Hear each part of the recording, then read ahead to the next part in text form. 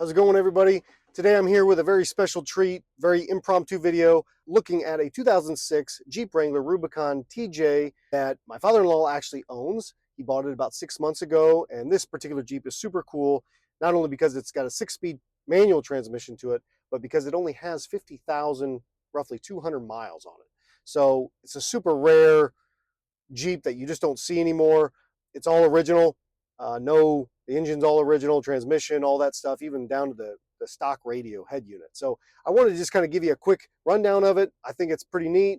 The story goes that this Jeep came, one of the original owners was in Montana, where we think it just kind of mostly sat up there. I don't know if they were a fishing guide or whatever. They flew in, drove it for the weekend or whatever, while they were on guiding trips.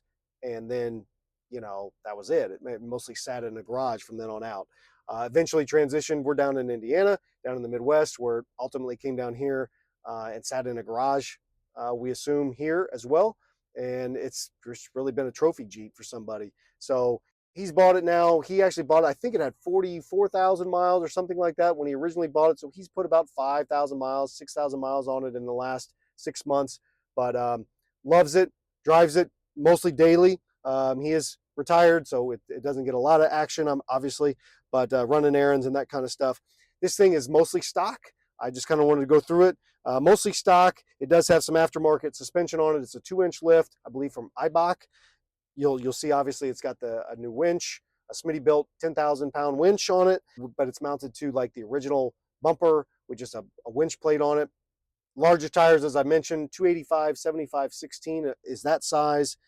Seat covers, KC fog lights on it. Other than that, it's really just riding stock. Obviously, these Rubicons have the Dana 44 axles on them, a little bit different gear ratio. It does have the locking diffs front and rear. Super cool. Those work. Everything else works on it. AC, this particular model does have the AC option. I think it's actually an aftermarket best stop that was replaced at one point. In terms of other maintenance, he hasn't had to do anything to it shortly after he purchased it. He had a mechanic go through it, gave it a clean bill of health. Previous owner had a long list of things, mostly just general maintenance, spark plugs, fluid changes. There may have been a oil pan gasket in there or something like that. I remember there was quite a bit of a extensive list on just preventative maintenance items that he had done to it, but really nothing that has failed, nothing that is needed. It runs super smooth, no valve clattering or anything like that. If you guys know Jeeps, the 4.0 liter V6 is super bulletproof. And I think it ran through that 2006. I think it quit. The model years changed in 2007 and 8, and they went to the new Jeep JKs and so on and so forth.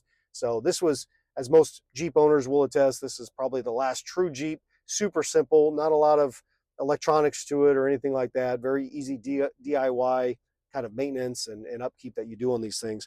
So again, I thought it was neat. I wanted to kind of have you guys look at it, see what you thought. Maybe you guys can drop comments down below if you guys have more history of the Jeep Wrangler Rubicon models. But for him, I think the long-term plan of it is just to keep it mostly stock, drive it with the top down, enjoy it as it is. I think he does have plans to maybe take the tire size down a little bit. As I mentioned, they are a little bit larger tires, which is great, but they look cool. But in terms of practicality, they do kind of rub when you're turning it in sharply. A lot of not really road noise. Obviously, it's a Jeep. You're going to get a lot of road noise, but just in terms of the ride quality itself, I should say, a lot of bounce. You feel the bumps. You feel the kind of some bump steer to it just because, obviously the Jeep is pretty light.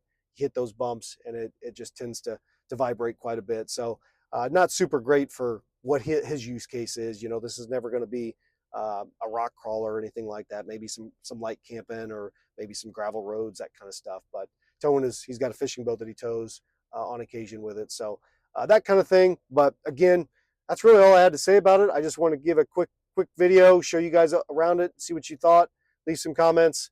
And until next time, we'll continue with the Toyota content typically, but this was a cool treat and I thought you might enjoy it. So take care and we'll catch you on the next video.